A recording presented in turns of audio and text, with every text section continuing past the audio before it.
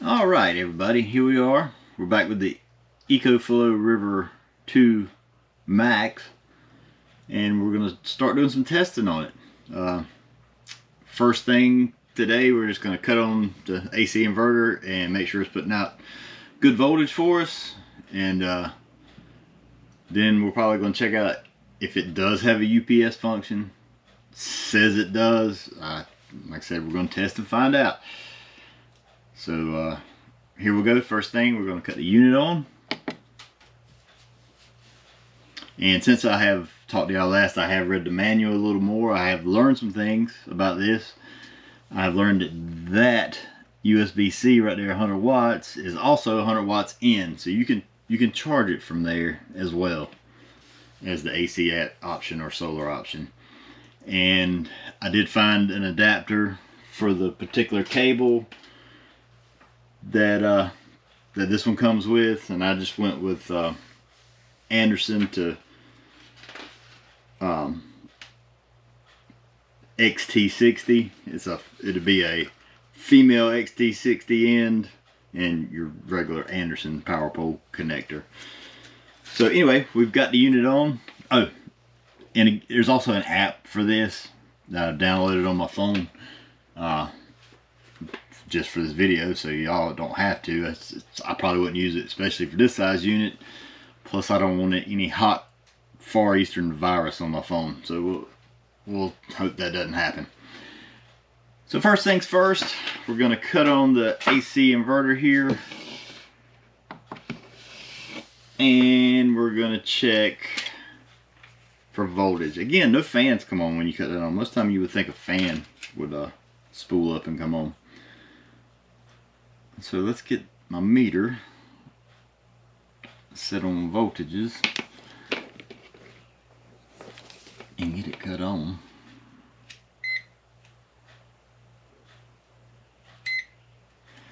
Alright, let's see. Can y'all see that? Working around the camera here. Here's the meter. I'm going to get one end in there. And one end in there. And I've got to set on the wrong thing. Stupid. That's 121 volts. So it's putting out 121 volts, as you can see. And I am an electrician, believe it or not, and I set the meter on the wrong thing. Anyway, so the inverter works fine. Well, so far it's putting out clean voltage, 121 volts. Glad to see that. I don't like it seeing it starting out below 120, because as you add load, it drops the voltage, thus adds current, and thus causes problems. So there we see it's making good voltage.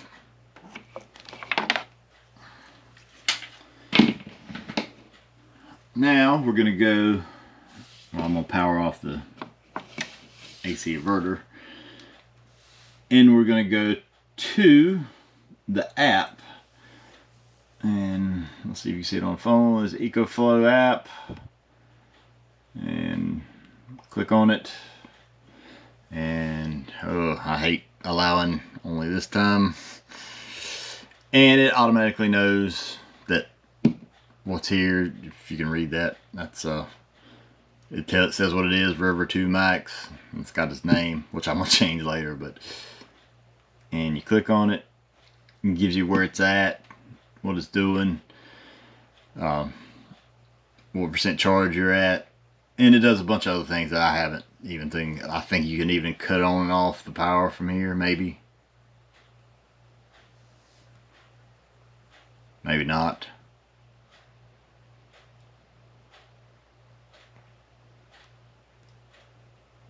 Well, no, it's just letting you know there's nothing in or that would let you know if it was on. Let's see if I cut that on, what happens.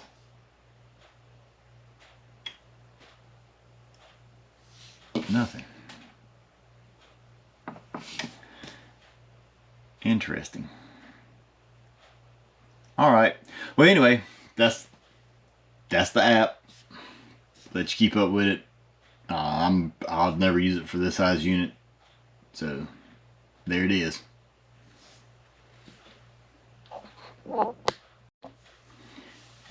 maybe I shouldn't talk so bad about the app. It does have some useful things on there. Like, I guess you can set your AC charging speed from 660 to 100 watt. Car inputs 8 amps. You can change it on down. DC mode's in auto, so it's on whenever you cut the power on. X boost is what they term as their 1000 watt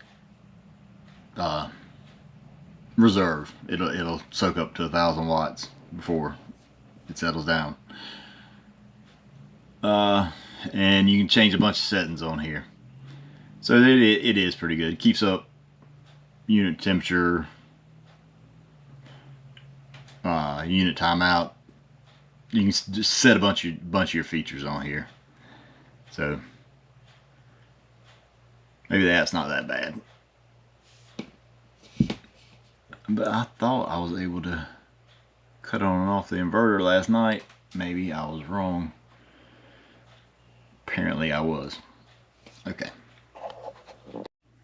Alright, I'm getting ready to hook this fan up, and we're going to plug this back in and cut the AC inverter on and see if, and then unplug the fan and see if the fan cuts off or if it dies. Should do it with a computer, but the laptop I got, I'm not going to take the battery out and chance screwing anything up because of this. So here we go. We're going to plug up the EcoFlow.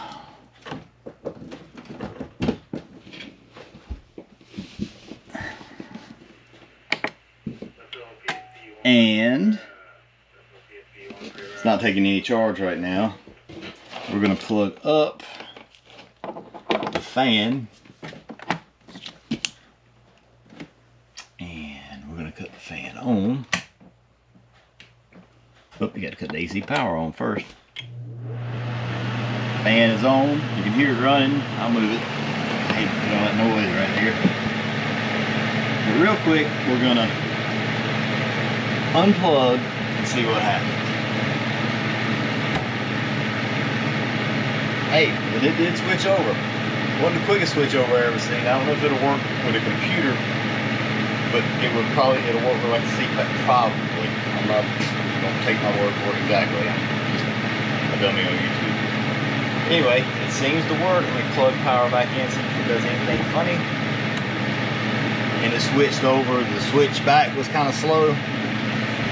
But I think it'll work good. For example, I have a Australian Shepherd, a miniature Australian Shepherd, and she has an invisible fence. It's radio controlled perimeter, and I think that would be a good option for that to plug into it. Because what happens with that, if the power goes off on her invisible fence, the collar automatically comes on for 6 to 10 seconds or something like that.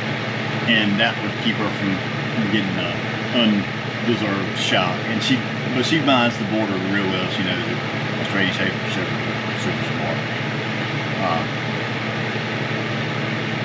But I think that's a good option for that. Another good option for this unit would be for, like, if you got a drone, if you got cameras, to charge their batteries on the go. Like I said, the thing's super light. And I can see it being very good for charging drone batteries, camera batteries, obviously your phone. Small electrical. I mean, I'm going to do a real world test on it starting this afternoon or tomorrow morning. The camper I'm in here has an outside kitchen, and it has what I call a dorm room style refrigerator in it. And what I'm going to do is cut this fan off, because it's obviously taking up all the noise, and I hope I didn't ruin what I just did. Anyway, we're going to try it on that, see how long it runs that outside dorm room refrigerator.